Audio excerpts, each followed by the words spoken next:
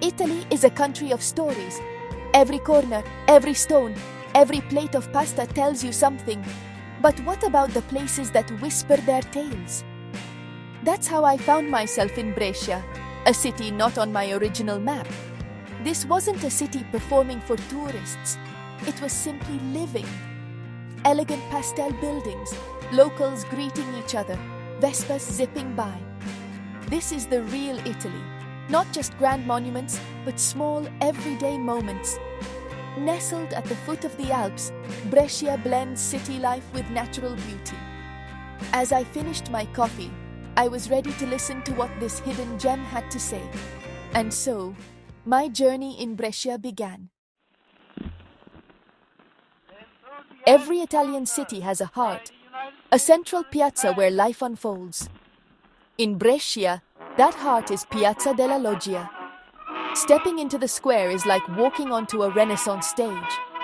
The Loggia, Brescia's town hall, stands proudly, a symbol of Venetian influence. Opposite, the Torre dell'Orologio marks time as it has for centuries. Porticos lined with cafes and shops create a welcoming space. I sat outdoors, ordered Franciacorta, and watched daily life unfold. This square has witnessed centuries of celebrations and daily life. As the sun set, the marble glowed and cafe lights twinkled on. Here, history and daily life blend seamlessly. It's a place I never wanted to leave. Brescia wears its history openly. Ancient ruins are part of daily life. Just a short walk from the piazza, I found the Roman Forum, the largest and best preserved in northern Italy. Suddenly, I was surrounded by the remains of ancient Brixia. The Capitolium's towering columns, dedicated to Jupiter, Juno, and Minerva, are a humbling sight. They've survived centuries, connecting us to a different world. I imagined chariots, merchants, and citizens in togas. History felt close. Beneath the temple, archaeologists uncovered an even older sanctuary, with frescoes still vibrant after centuries. These paintings reveal the humanity of those who lived here, people who loved art and beauty. Nearby, the Roman theatre once held 15,000 spectators. Today, people walk their dogs past Roman columns. Modern apartments overlook ancient ruins. In Brescia, the past isn't roped off, it's lived with. The city's layers of history are everywhere, part of the landscape. Exploring these ruins, I didn't feel like I was in a museum. I felt like I was walking through the city's living memory. The ancient and the modern coexist here, effortlessly. Brescia's Roman heritage is not just preserved, it's alive. The city's story is written in its stones, and every step is a step through time. Rising above the city on Sidneo Hill is the Castello di Brescia, one of Italy's largest and best-preserved fortresses. The walk-up is an adventure, with panoramic views of red-tiled roofs and the distant Alps. The castle is a complex of structures from different eras, a stone history book. Crossing the drawbridge, I felt transported to another time. The massive walls once symbolized power and protection. Today, the grounds are a peaceful public park, where families picnic and children play near ancient cannons.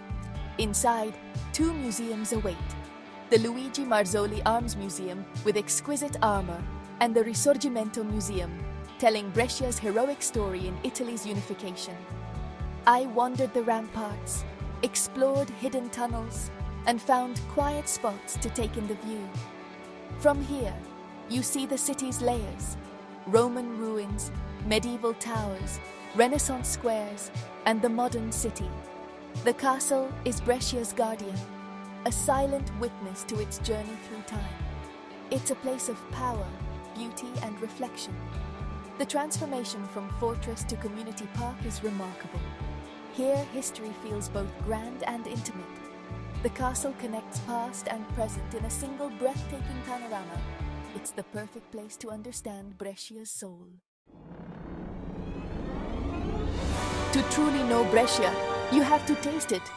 Lombardy's flavors are rich and hearty. This is the food of the north. I sought out casoncelli, handmade pasta parcels filled with cheese and breadcrumbs, served with butter, sage, and grana padano. In a family-run trattoria, the owner recommended them, and each bite tasted of tradition and care. Brescia's food tells the story of its land and people, but the city's culinary life is also modern and vibrant. Aperitivo hour is sacred. Locals gather for a pirlo, Brescia's own spritz made with still white wine, Campari, and soda.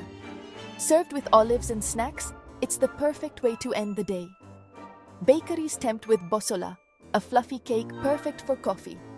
At a local salumeria, I tasted bagos and gorgonzola, each cheese explained with pride. Food here is culture, identity, and joy. Every meal is a celebration of place. The city's flavors are as inviting as its streets. In Brescia, eating is an act of discovery. The passion for food is everywhere. It's a source of pride and connection. Here, every bite tells a story, and every meal is a memory. Brescia's story is more than Romans and Renaissance princes.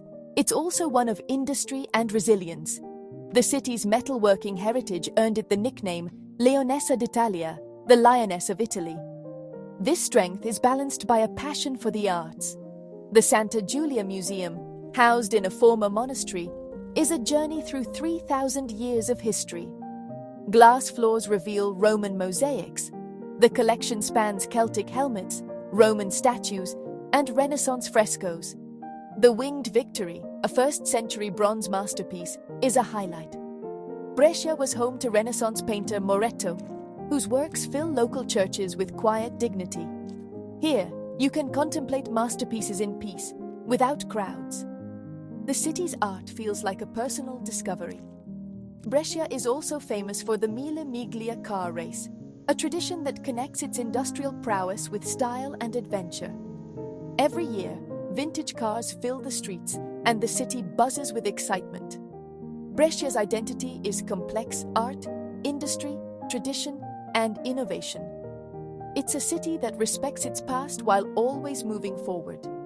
Every layer adds to its unique character. Brescia is a place of endless stories. My time in Brescia was ending, but the city had left its mark.